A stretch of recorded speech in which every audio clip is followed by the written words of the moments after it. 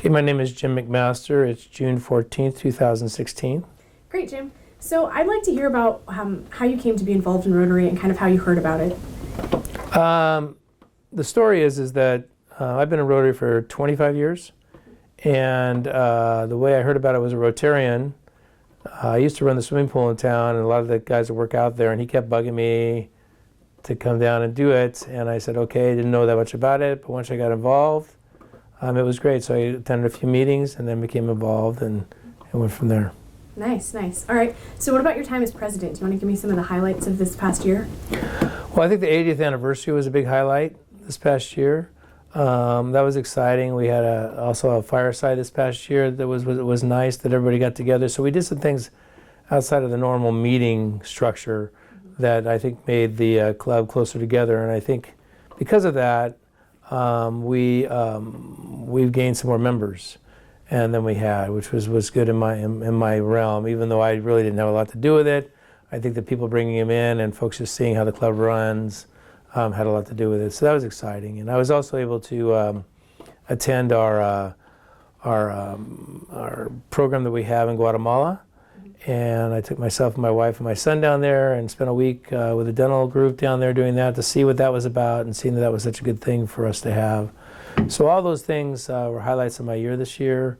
Plus learning a lot more about Rotary. I started investing more in Rotary International just because I see how much good work we do for polio and everything else. So that's kind of what we do.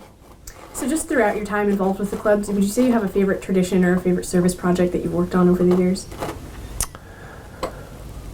We've worked on several service projects. I think putting together some of the playgrounds in town was good. I like that we get together every prior to Memorial Weekend and spruce one of the parks up for the veterans to have their ceremonies out there.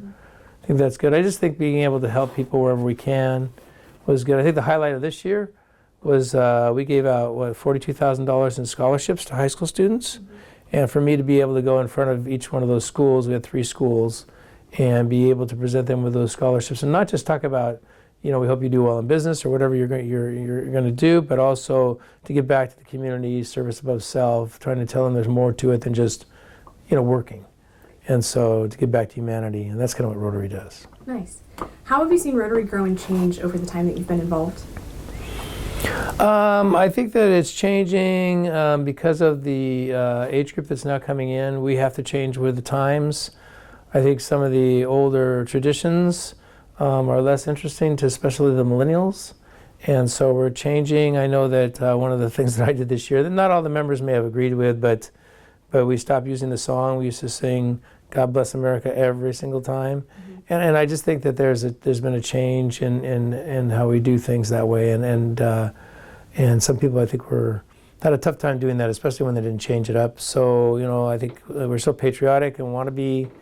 We're all Americans and we still say the flag salute and so on and so forth, but we try to diversify a little bit. And I have I have a Rotary moment that some folks are supposed to, I guess it's the 4-way testimonial. And they're supposed to give a testimonial about, what they did to meet the 4-way test. Is it the truth? Well, today I did this, to meet that spectrum of the 4-way test, things like that. So we're changing it. I changed it up a little bit. Right. What has Rotary come to mean to you and how has it impacted you? I think that once you get to a certain age and you've made your living and you've got a nice home and you've raised your kids and you've done all that you're looking for something else. And so I think that it's given me that something else. I work in the recreation field. I like to give back to the community, and this is just another way of doing it. So I want to keep being able to do that and not just say, I'm just into my own little world. So, would you say you have any advice for future Rotarians? Any advice for future Rotarians? I think just being active.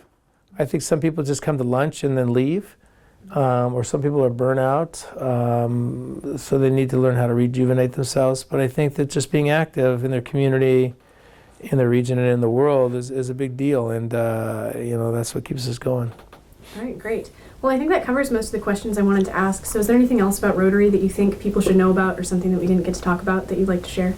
Well, I think that it's just the unknown of what Rotary is. It's like when I talk to those high school kids, they had no idea what it is. They think it's a wheel on a piece of paper, and a bunch of guys get together and have lunch. But now I think that they're understanding that there's more to it. And I'm hoping that the younger generation can work with Rotary, and the older generation of Rotary realizes, hey, we have to do this for the younger generation to get them more involved. Great. People like you. Yeah, right. Well, I think that covers everything, so thanks for your time, Jim. Thank you.